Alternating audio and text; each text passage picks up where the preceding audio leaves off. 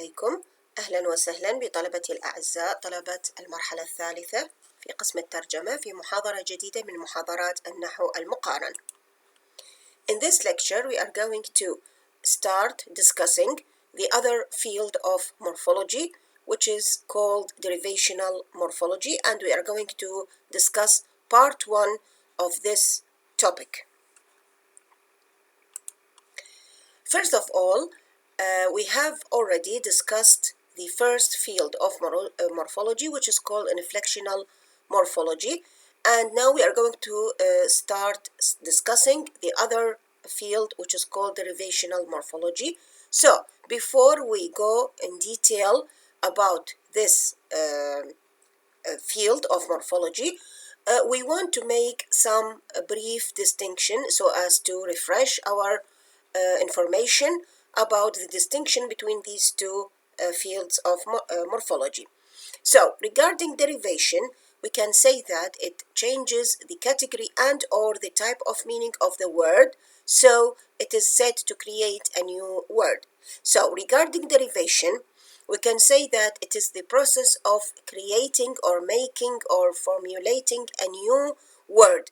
This word might be new either by changing its category or its part of speech, for example, from being a verb into a noun or a noun into a verb, etc., or it changes the meaning of the word by adding certain prefixes or suffixes. The meaning of the word will be changed. So this is what derivation do by changing either the meaning of the word or the category of the word. For example, we have the verb govern and we want to change it into a noun. We can make this by adding the suffix ment and it will turn into a noun. So in this case, the meaning of the word hasn't been changed, but the category of the word or the part of speech of the word has been changed from being a verb into a noun. So this is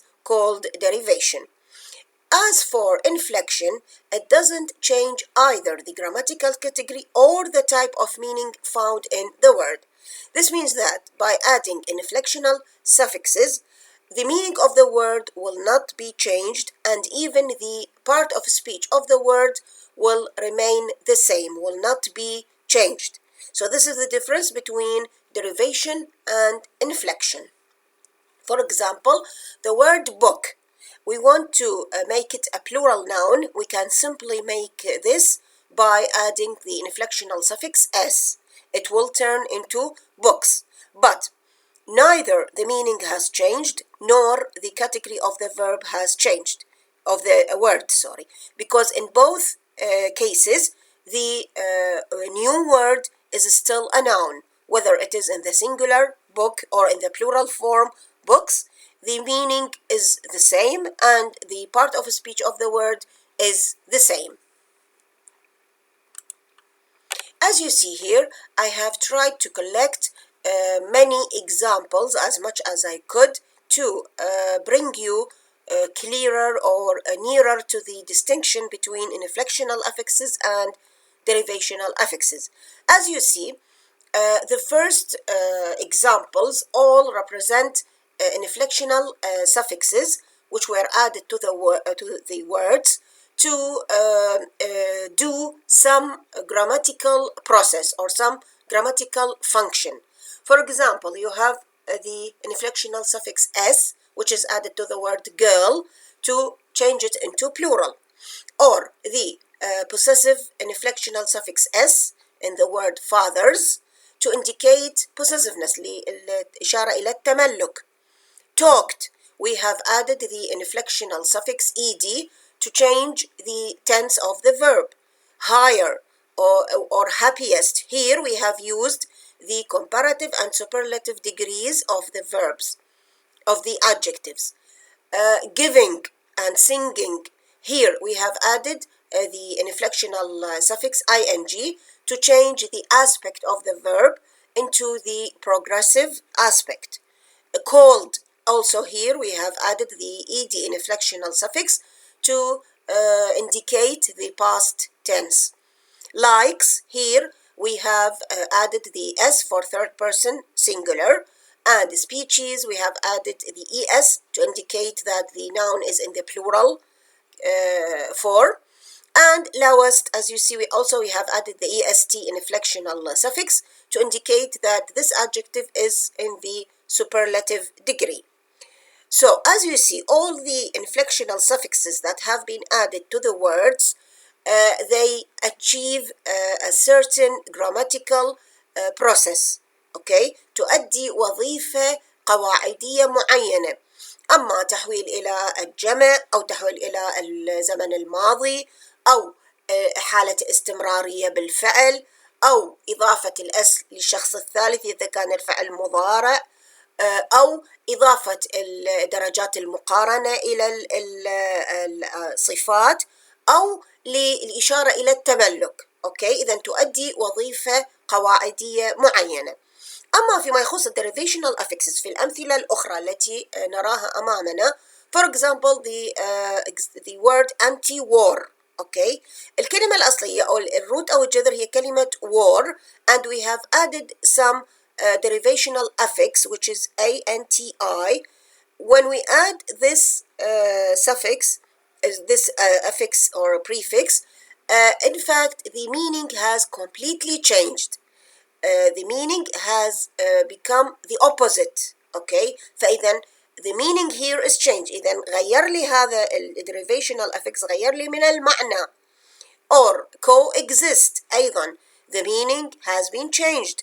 Entertainment and existence, here the meaning is not changed but the part of speech is changed. يعني entertain and exist are verbs. When we add certain derivational suffixes to them, they became nouns. اللي هي ment, this is one derivational suffix, and ence, this is another derivational suffix. حول لي الفعل إلى اسم. So here the part of speech is changed. Essayist, irregular, unlucky, unfavorable, disagreement. كما تلاحظون كل هذه الكلمات تحتوي على derivational affixes. أما أن تكون في بدايتها اللي هي prefix أو تكون في نهايتها أو أحيانا كما تلاحظون في الكلمات unlucky, unfavorable, disagreement، عندنا نوعين من derivational affixes. One of them is a prefix في بداية الكلمة and the other is a suffix at the end of the word. Okay. بهالحالة مثلا عندي كلمة disagreement، الديريفيشنال affix الأول اللي ضفته غير لي معنى الكلمة، لأنه dis معناها تنطي عكس المعنى. أوكي، فإذا غير لي معنى الكلمة. أما derivational suffix اللي هو ment ما يغير المعنى وإنما يغير من part of speech of the word، غير لي إياها من فعل اللي هو agree إلى اسم أصبح agreement. أوكي، فإذا this is the job of derivational affixes, either changing the meaning of the word or changing the part of speech of the word. So let's have some other closer look to the term derivation أو ما يسمى الاشتقاق. So the usage of derivational morpheme is to create new words, as we said, by changing the meaning or by changing the word class of the word. This means making new words or a new meaning of words of different grammatical category from the stem. So in derivation, a new word is formed by adding an affix to the root or stem. إذا كيف تتم عملية الاشتقاق؟ من خلال إضافة يعني مورفيم جديد، أما في بداية الكلمة أو في نهاية الكلمة، فبالنتيجة راح تتكون عندي كلمة جديدة أو راح أشتق كلمة جديدة. وكما قلنا هذه الكلمة الجديدة قد تكون جديدة بمعناها أو قد تكون جديدة بالفئة اللي تنضم إلها أو الجراماتيكال كاتيجوري التي تنتمي إليها. Now, derivational suffixes, when we start we say that derivation is the opposite of inflection. إذا عملية الاشتقاق هي ممكن أن تكون عكس عملية التصريف.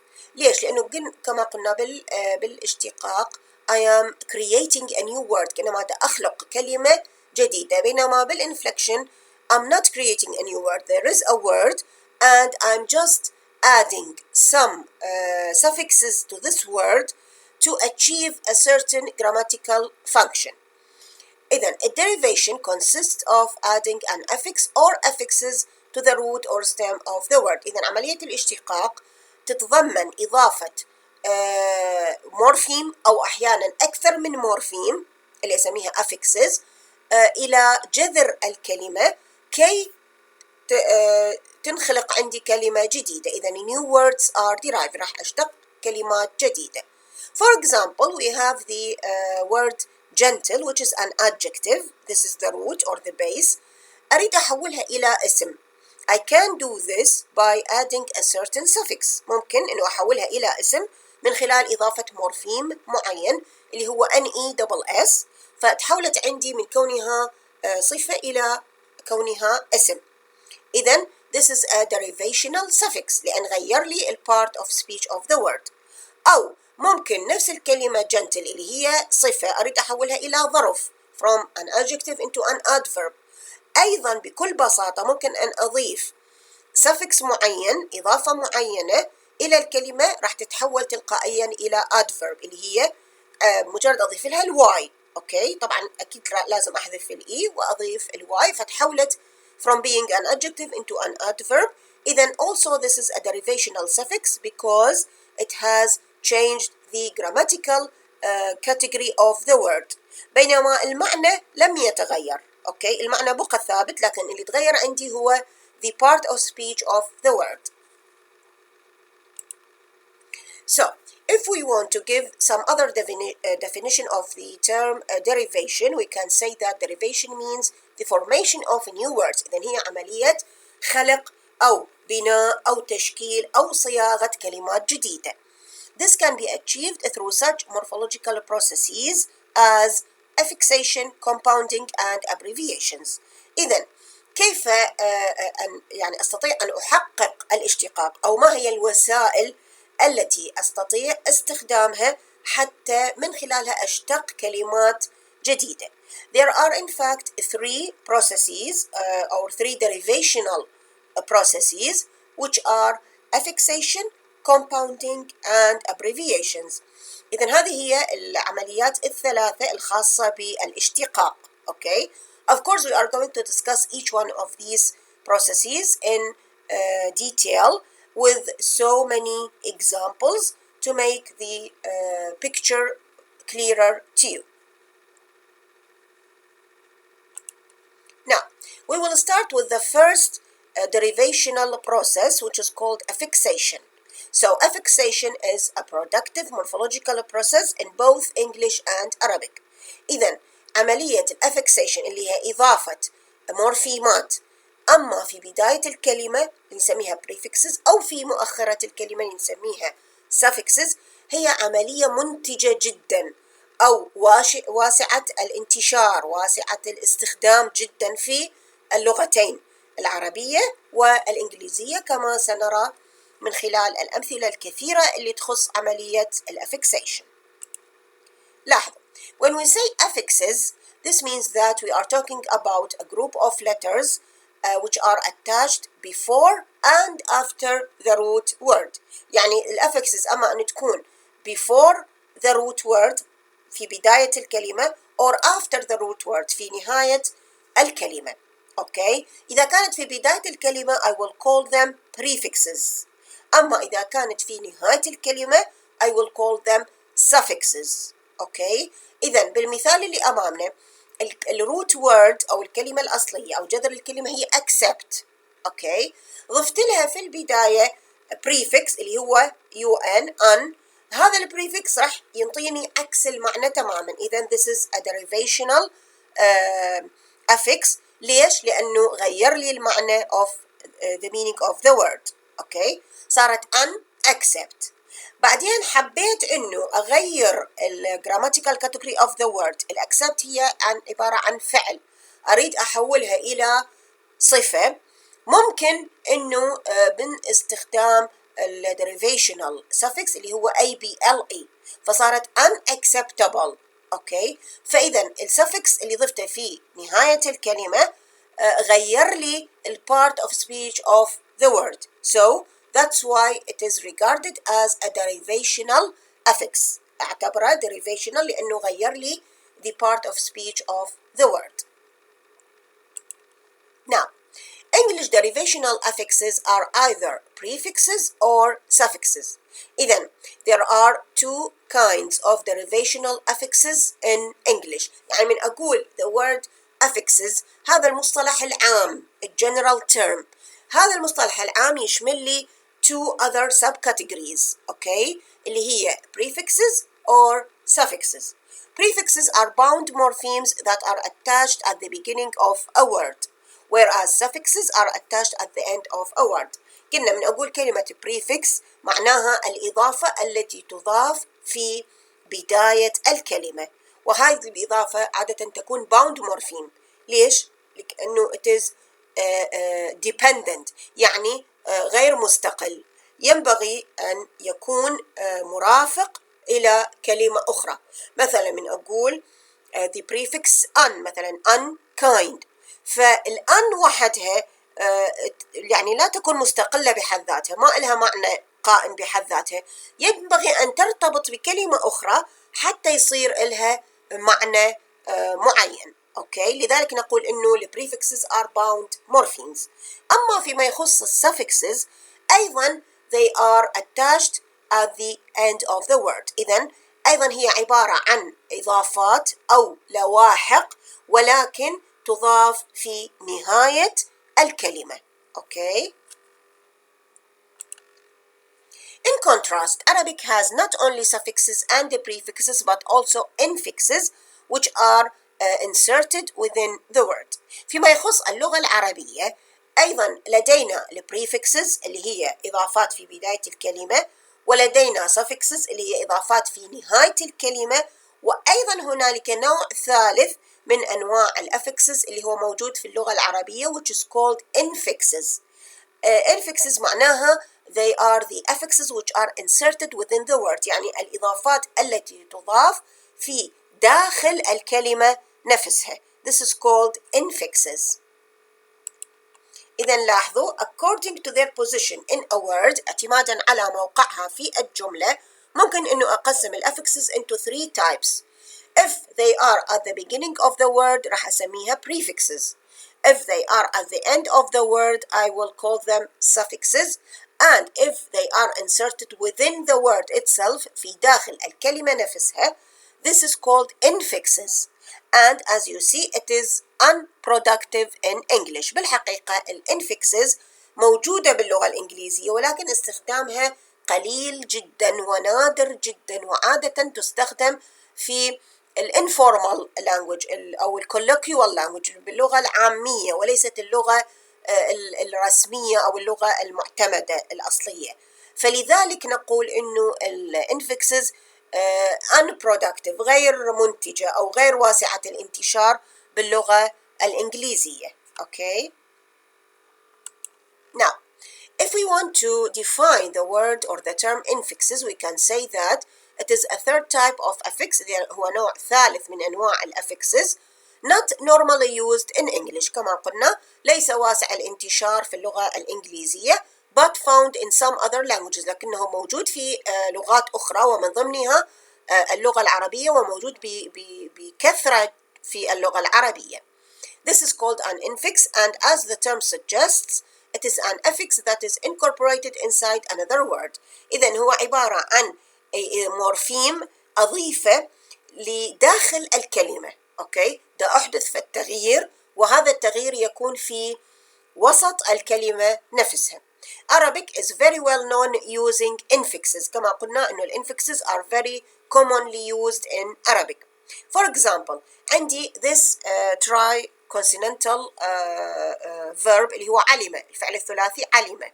أوكي، من هذا الفعل ممكن إنه أشتق أفعال أخرى، مثلا أعلم، علم، تعلم، تعالم، استعلم. أوكي، كما تلاحظون أي تغيير يحدث على يعني داخل الكلمة نفسها. مثلا عندي الأعلم، الألف هذا راح يكون بريفكس لأنه في بداية الفعل.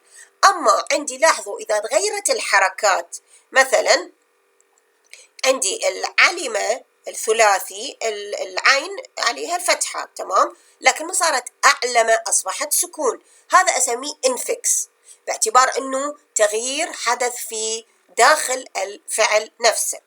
أو اللام كما تلاحظون بعلم اللام مكسورة بينما أعلم أصبحت اللام مفتوحة، أيضا this is called an infix لأنه تغيير حصل في داخل الكلمة نفسها. أو علم، لاحظوا الشدة، هذه الشدة أعتبرها infix لأنها أحدثت تغييرا في داخل الكلمة نفسها. ممكن أيضا أشتق أسماء من هذا الفعل الثلاثي مثل عالم، معلوم، علامة، معلمة، عليم etc. أوكي، إذن أي تغيير يحدث، أي إضافة تحدث على الفعل الأصلي، وهذه الإضافة تكون في وسط الكلمة أو في داخل الكلمة، راح أسميها infix. وأيضا أقدر من هذا الفعل الثلاثي أشتق مصادر، أوكي، مثل إعلام، تعلم، تعليم، استعلام etc. فإذا أي تغيير يحدث على داخل الكلمة this is called infix. Now we will start studying the two types of affixation in English اللي هي prefixes and suffixes. We will start with prefixes and we will say that English prefixes can be divided into two types on the basis of the effect prefixation has on the class of the word that receives the prefix. إذن فيما يخص البريفكسز أو الإضافات التي تضاف في بداية الكلمة في اللغة الإنجليزية ممكن أن تقسم إلى نوعين اعتمادا على التغيير الذي تحدثه تلك الإضافة على الكلمة. يعني إذا كانت الإضافة اللي أضيفها إلى الكلمة راح تغير لي part of speech of the word، مثلا كان عندي اسم أصبح فعل، كان فعل أصبح اسم، وهكذا، أسمي هذا النوع class changing prefixes. أوكي، أما إذا كانت الإضافة اللي ضفتها في بداية الكلمة باللغة الإنجليزية لم تغير من part of speech of the word، بقى، يعني إذا اسم يبقى اسم بعد الإضافة، إذا صفة تبقى صفة بعد الإضافة، هذا النوع أسميه class maintaining prefixes باعتباره هو حافظ على part of speech of the word. So these are the two types of prefixes in English. Now, here you can see in much clearer way the difference between class changing and class maintaining. لاحظوا عندي كلمة الأصلية كلمة sleep which is a verb, right؟ أريد أحولها إلى صفة ممكن من خلال إضافة prefix معين اللي هو الأي، فصارت asleep. أوكي، بهالحالة ما دام تغير عندي part of speech from being a verb into being an adjective، راح أسمي هذا النوع من prefixes class changing prefix لأنه غير لي part of speech. أوكي، وكذلك عندي كلمة which is a noun، أريد أنطي الفعل مال هذه الكلمة ممكن من خلال إضافة prefix معين اللي هو be، فصارت bewitch، فإذا this is a class changing prefix. وكذلك عندي كلمة slave which is a noun، إذا أريد أنطي الفعل مال هذه الكلمة ممكن من خلال إضافة prefix معين اللي هو en، فصارت enslave. I will call this type of prefixation class changing prefix. أما فيما يخص النوع الثاني اللي هو class maintaining، مثل ما تلاحظون مثلا عندي كلمة definite it is an adjective. أوكي، أريد أنطي عكس معناها ممكن من خلال إضافة prefix معين اللي هو n، صارت indefinite. أوكي، هنا اللي تغير عندي هو المعنى لأنه انطيت عكس المعنى تماما، لكن part of speech ما تغير، هي صفة وبقت صفة حتى بعد إضافة prefix إليها.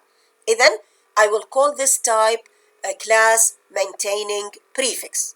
وكذلك الحال بالنسبة إلى كلمة ground which is a noun. أريد أغير من معنى الكلمة، ضفت لها prefix معين اللي هو for F-O-R-E، أصبحت foreground. أيضا هي بقت محافظة على part of speech مالتها، يعني هي كانت اسم وبقت اسم، لم يتغير part of speech وإنما تغير المعنى of the word. بهالحالة I will call this type of prefix a class maintaining prefix. نعم، إذا أريد ندخل أكثر بتفاصيل ل class maintaining a prefix, we can say that the class of the word remains the same or unchanged. إذن تبقى الهيئة أو النوع اللي تنتمي إلى الكلمة يبقى ثابت لا يتغير. أوكي، يعني إذا اسم يبقى اسم، إذا فعل يبقى فعل، وهكذا. This is called class maintaining prefixes. كما تلاحظون هذه الأمثلة كلها على class maintaining prefixes incomplete، بقت صفة وإنما مجرد انطيت عكس المعنى of the word.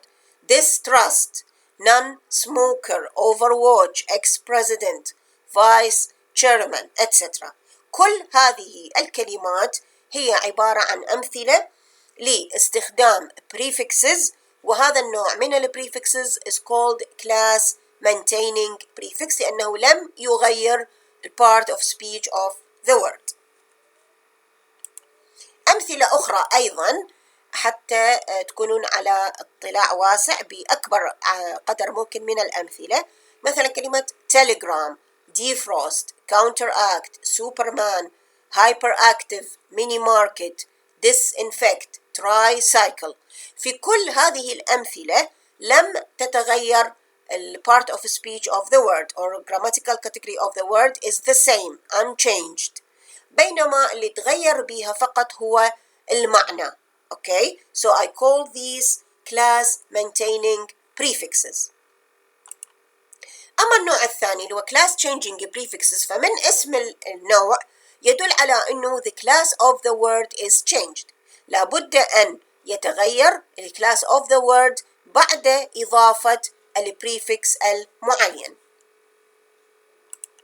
لاحظوا مثلا عندي أنواع من البريفكسز تغير لي الفعل إلى صفة، مثلا sleep asleep، float afloat، live alive.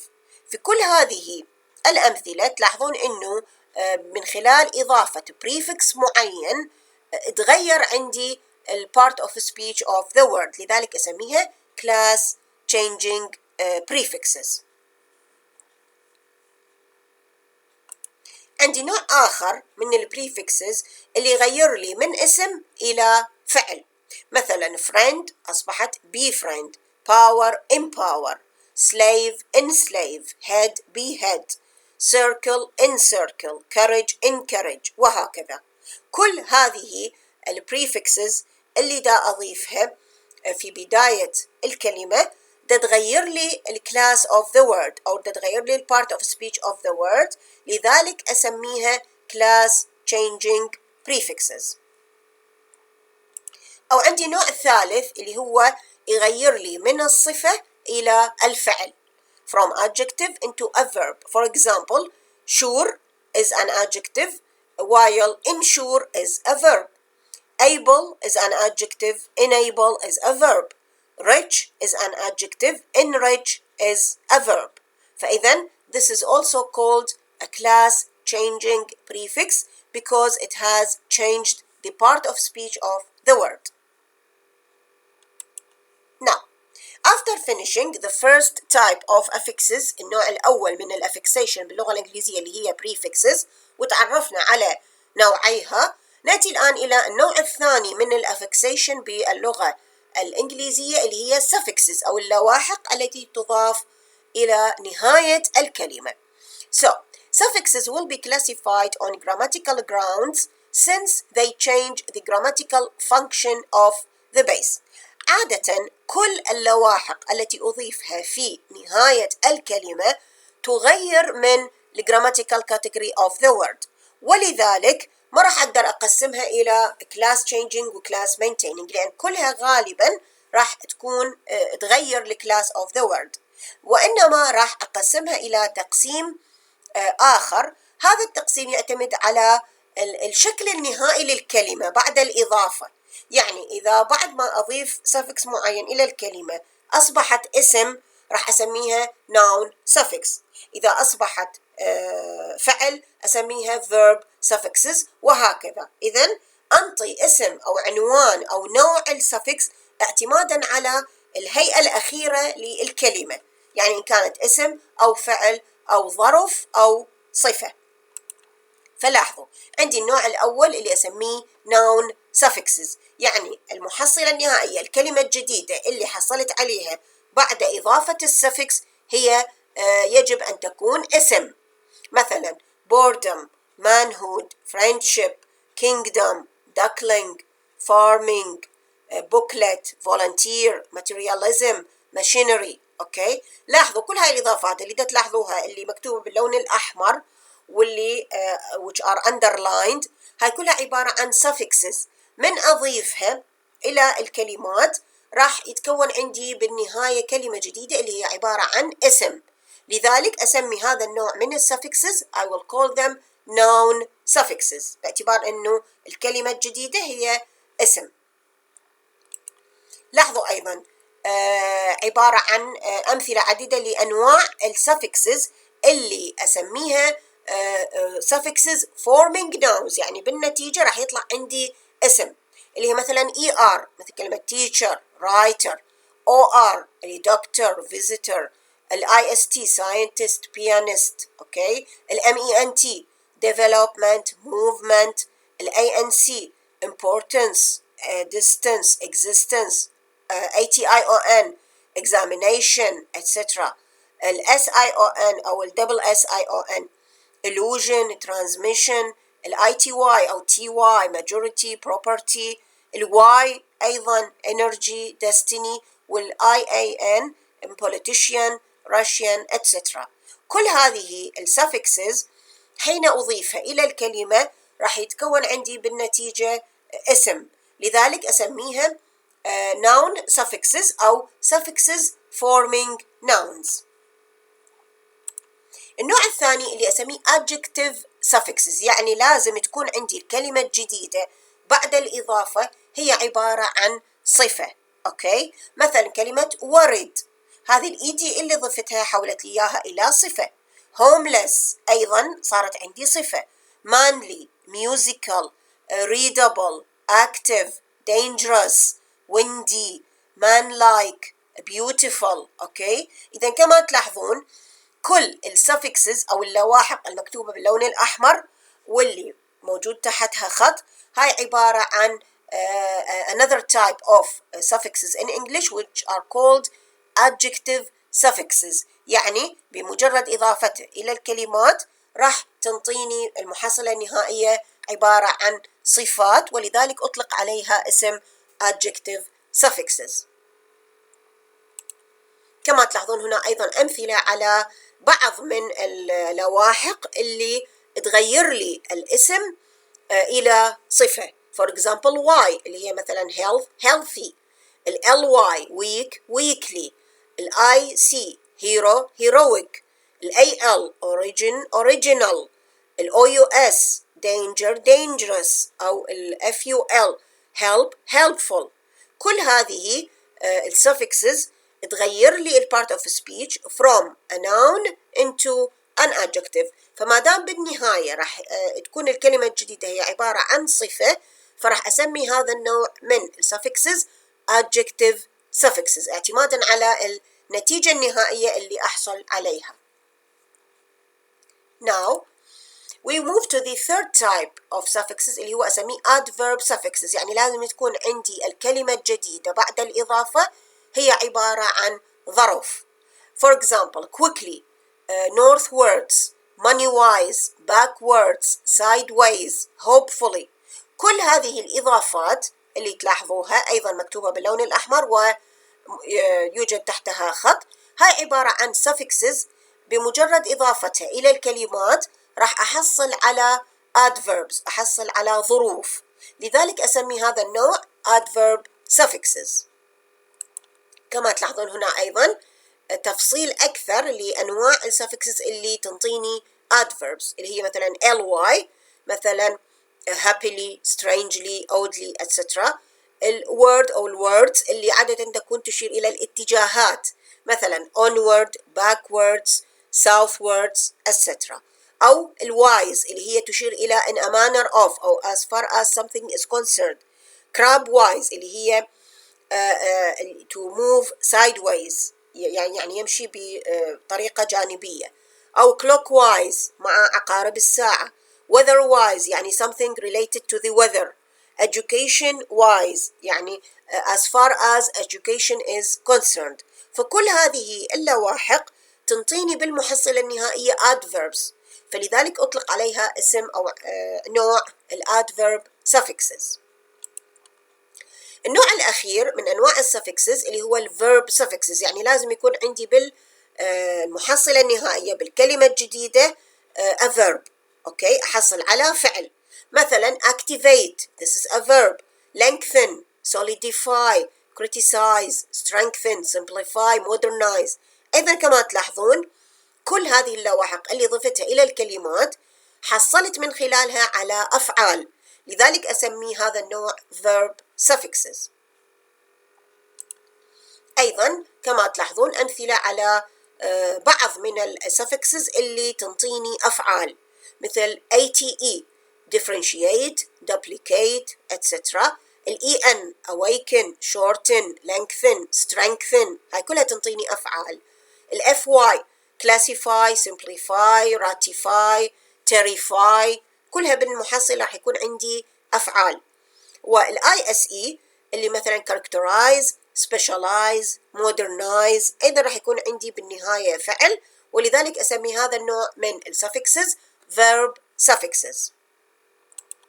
أوكي، بعد أن أنهينا أنواع الأفكسيشن باللغة الإنجليزية اللي هي البريفكسز والسفكسز وتعرفنا على أنواعها، نأتي الآن إلى الأرابيك affixation. And we will start by saying that in Arabic new words are derived by analogy. Analogy معناه الاشتقاق بالقياس. معناها derivation involves arranging the root or the carrier of primary lexical meaning in different patterns. Patterns هنا معناها أوزان أو صيغ أو قوالب، each of which has a specific signification. إذن باللغة العربية عندي ما يسمى الاشتقاق بالقياس.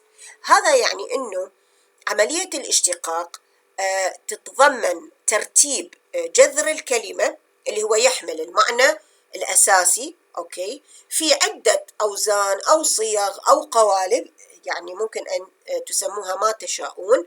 كل وزن أو كل صيغة أو كل قالب من هذه القوالب له دلالة محددة. أوكي، هذا ما نسميه بالاشتقاق بالقياس باللغة العربية. لاحظوا حتى أعطيكم فكرة أكثر عن نظام الاشتقاق، عندي مثلا الأحرف الثلاثية اللي هي عين، لام، ميم. أوكي، ممكن من هاي الأحرف الثلاثة أشتق أفعال، مثلا علم، أعلم، علم، تعلم، تعالم، استعلم. أوكي، لاحظوا إذن ممكن أن أشتق عدد من الأفعال من هذه الأحرف الثلاثة، أو ممكن أشتق أسماء، عالم، معلوم، علامة، معلمة، أو معلمة وعليم، أو ممكن أنه أشتق مصادر، إعلام، تعلم، تعليم، استعلام. Okay, so this is what we mean by نظام الاشتقاق في اللغة العربية. ما هي المشتقات في اللغة العربية وما هي أنواع المشتقات في اللغة العربية؟ كما ترون في هذا المخطط تتضمن عندي عدة أنواع، اللي هي اسم الفاعل، اسم المفعول، الصفة المشبهة، صيغ المبالغة، اسم التفضيل، اسم الزمان، اسم المكان، اسم الآلة، وأيضا الاسم المصغر، ولكن للأسف يعني ما موجود في هذا المخطط، لكن أيضا هو يعتبر أحد أنواع المشتقات في اللغة العربية. إذن Arabic has a number of noun patterns derived from verbs or nouns. إذن توجد في اللغة العربية عدد من الصيغ أو القوالب أو الأوزان اللي تشير إلى أسماء، وهذه تكون مشتقة عادة أما من أفعال، يعني أصلها يكون أفعال، أو تكون مشتقة من أسماء أخرى. فمثلا أنواع المشتقات كما قلنا، النوع الأول هو المصادر أو نسميها abstract nouns باللغة الإنجليزية، مثلا كتابة، قراءة، تعليم etc. النوع الثاني هو اسم الفاعل، أسميه active participle اللي هو على وزن فاعل، واقف، كاتب، بائع etc. صيغ المبالغة اللي هي intensive active participle اللي تكون مثلا الأمثلة أمامكم: شكور، صبور، غفور، خباز etc. اللي هي تشير إلى المبالغة.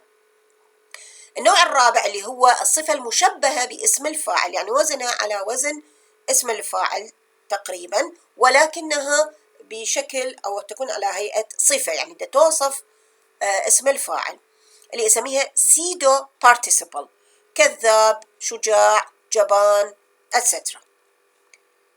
أما النوع الخامس من أنواع المشتقات اللي أسميه اسم المفعول أو it is called passive participle in English، اللي هو يكون على وزن مفعول: مضروب، مكتوب، منقول، مقروء etc. اسم التفضيل اللي هو comparative and superlative adjective: أنفع، أفضل، أجمل، أكثر، أوكي، ليدل على المقارنة. اسم الظرف أو اسمي الزمان والمكان اللي أسميها adverbial expressions of time and place، اللي هي قد تدل على المكان مثل مكتب، مجلس، ملعب، أو تدل على الزمان مثل مطلع، مغرب etc. النوع الآخر اللي هو أسميه اسم الآلة، أي يدل على آلة معينة noun of instrument: مفتاح، ميزان، مكنسة، مبرد etc. واسم الهيئة اللي هو noun of manner، يدل على الهيئة: مشية، جلسة، عيشة، ميتة etc. واسم المرة instance noun، يدل على المرة، مثلا قفزة، رمية، ضربة، نظرة، وقفة، جلسة etc. ولدينا أيضا ما يسمى بالاسم المصغر في اللغة العربية diminutive noun، بمعنى يشير إلى شيء صغير، مثلا نهير مصغر نهر، دريهم مصغر درهم، لقيمة مصغر لقمة، كتيب مصغر كتاب، وريقة مصغر ورقة، مكيتب ممكن اللي هو مصغر مكتب. والنوع الآخر أو الأخير من المشتقات في اللغة العربية هو ما يسمى النسبة أو it is called relational adjective، اللي هي تشير إلى مثلا نسبة شخص أو صفة عامة تميز هذا الشيء أو هذا الشخص. مثلا نقول دمشقي، مصري، عربي، عراقي، أبوي، صحراوي، دموي etc. إذن this is called relational adjective أو ما يسمى بالنسبة في اللغة العربية. إذن هذه هي أنواع المشتقات في اللغة العربية. لاحظوا أيضا ممكن أنه نشتق اسم من فعل معين deriving nouns from verbs. مثلا عندي الفعل الثلاثي كتب، من هذا الفعل ممكن أن نشتق عدة أسماء، مثلا كاتب اللي هو اسم فاعل، مكتوب اسم مفعول، كتابة اللي هي المصدر، مكتب اللي يدل على اسم أو ظرف مكان، ومكتبة أيضا يدل على المكان. من الفعل الثلاثي فتح ممكن أنه أشتق أسماء اللي هي فاتح اسم فاعل، مفتوح اسم مفعول، فتح اللي هو مصدر، فتوح، مفتاح اللي هو اسم الآلة، أوكي. أيضا من الفعل الثلاثي كبر ممكن كبر اللي هو مصدر، كبير، أكبر، كبرى اللي هي أسماء التفضيل. أو من الفعل استفهم اللي هو فعل مزيد لأنه بيه أحرف زيادة كما ترون. ممكن أنه مستفهم اللي هو اسم الفاعل، أو مستفهم اسم المفعول، أو استفهام اللي هو مصدر. فإذا كما تلاحظون من الفعل واللي قد يكون فعل ثلاثي مجرد أو حتى فعل مزيد، ممكن من هذا الفعل أنه أشتق عدد من الأسماء. فإذا هذا ما يسمى بنظام الاشتقاق في اللغة العربية. Thank you so much, my dear students, for your attention. I hope you find the information presented in this lecture both interesting and useful. And of course, if you have any questions, I'm always ready to answer them at any time. Thank you again, and see you inshallah in our next lecture.